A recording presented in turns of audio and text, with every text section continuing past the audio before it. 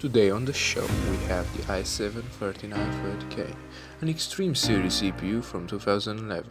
But how did it stack up? Let's see.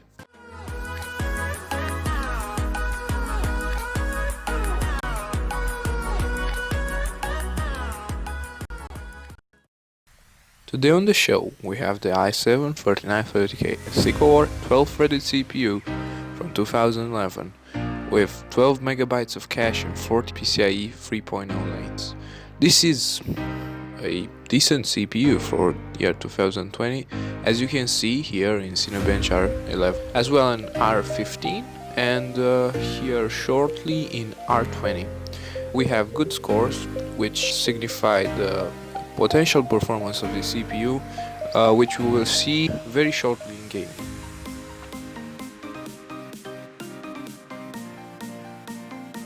Here we have Passmark and afterwards the CPU-Z benchmark, which is the easiest benchmark to run. Here we have Rocket League, which runs very fine. We had a little bit of stutter, but this is something I have found to be visible on other CPUs. In CSGO we have a perfect experience, no stutters, 120 FPS plus all the time. As you can see, I actually had the luck to kill a couple of persons there. And then we have Doom 2016, which runs smooth as butter. We have 117 FPS and generally a good experience, no stutters whatsoever. Very good experience nonetheless. In Rainbow Six Siege, a more competitive title like CSGO, we have 143 FPS in the in-game benchmark, which is very good. Every single benchmark was done with an RX 580 at max settings, no anti-aliasing. Okay, we go Destiny. Here we had locked 60 FPS with barely any frame drops. I mean 55 FPS is barely noticeable. Yet, yeah, still we have a gorgeous game. 60 FPS max settings, everything ran perfectly fine. Kingdom Come Deliverance, a new title from the Epic Games Store free games roundup. We had 50 FPS at max settings. I would not recommend those settings. I would go for medium in this game to try to reach 60 FPS. Although we had a little bit of stutters in this crowded area, yet nothing too game-breaking. Have a new title here, Call of Duty Warzone with 80 FPS, very playable, no problems whatsoever. Max settings, 1080p, no anti-aliasing, as I said. Very fluid, got a couple of kills there again. Very good game, honestly I had no issues whatsoever. Then we have the Division, and here we have almost perfect 60 FPS at max settings.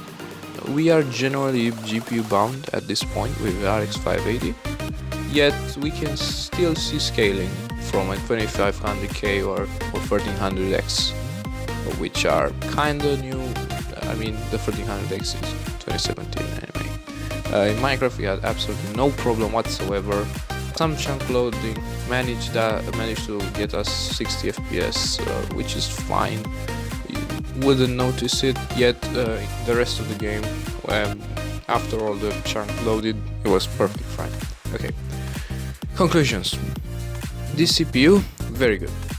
Honestly, I had little issue with it, and I would totally recommend it if it weren't for the incredibly messed up prices of X79. You can honestly get better value on B450 or anyway AM4, as a matter of fact. It's just there is the DDR3, which is very cheap and easy to come by, and maybe the memory bandwidth, but that 1600 MHz for DIMMs equals to 2 DIMMs of 3200. So it's fine. It's getting there. More on X79 you can find.